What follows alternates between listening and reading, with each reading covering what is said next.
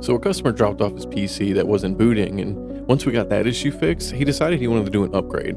So we decided on doing a all-in-one liquid cooler upgrade for his CPU, as well as adding some more RAM. To be honest, his old heatsink on his CPU was pretty garbage, so when installing a liquid cooler, I like to put the radiator in the case first and kind of get the orientation of which way I want it to face. Do I want the tubes facing the front or towards the back? And also, which way is my CPU fan cables going to come out?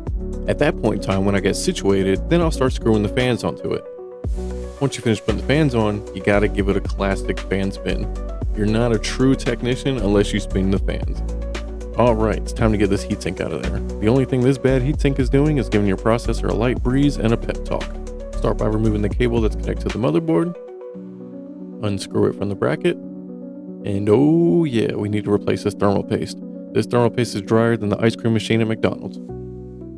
Because the old brackets won't work with the new cooler, we have to go ahead and remove the old brackets. Now I'm going to clean all this old thermal paste off this processor. I'm using that good old 99% IPA.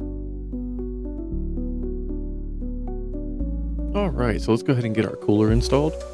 The radiator then hooks to the top. You just screw it in right from the top of the case. Quick tip though, make sure your radiator and fans have enough room to clear your RAM. Sometimes the RAM can be too big and you'll have to end up moving your radiator closer to the edge of the case. Once your cooler is set, go ahead and pull the cables from your CPU fans through the back of the case. Make sure you mount your back bracket. Then it's time to put the screws that came with the cooler into that back bracket. Now be mindful though, most of these screws have different size threads. The larger threads go into the back bracket on the bottom. Let's add some new thermal paste. Before you put your heatsink on, make sure you rip that tape off. It's okay to apply a little bit of pressure when putting the heatsink on, but you want to make sure you tighten it down evenly. This next part is very important. There's generally two cables that come from your cooler pump. One is for the LEDs if your cooler came with those, and the second one is a pump cable that hooks right to the motherboard. Here's where a lot of people get confused. They see the CPU header pins on the motherboard and assume, oh, well, this is my CPU fans, so it needs to be plugged in here. Wrong. Will it technically work? Yes, but unless you have one of the newer motherboards that send a signal and then freaks out on you if you put it in the wrong spot, generally you don't want to do this. Your pump needs to be running at 100% the whole time. The CPU connector will only run the pump based on your fan curve settings in your BIOS menu. Luckily, most newer motherboards have a header pin that actually is labeled pump. Now, since this cooler did come with LEDs, we're going to hook that up next. Since we're upgrading the RAM as well, I'm going to do a quick little clean on the RAM slots. After that, I'm going to turn my attention to the back and finish hooking up the LEDs.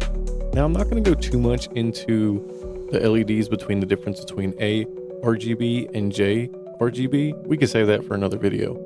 This particular motherboard, however, only has J RGB pins. That means you want to hook all your LEDs into a control box. Then I'm going to do a little wire management, put the graphics card back in, grab my cute pink keyboard, and let's hook it to the test station to get into the BIOS menu. Alright, everything looks good, and it booted right up into the BIOS.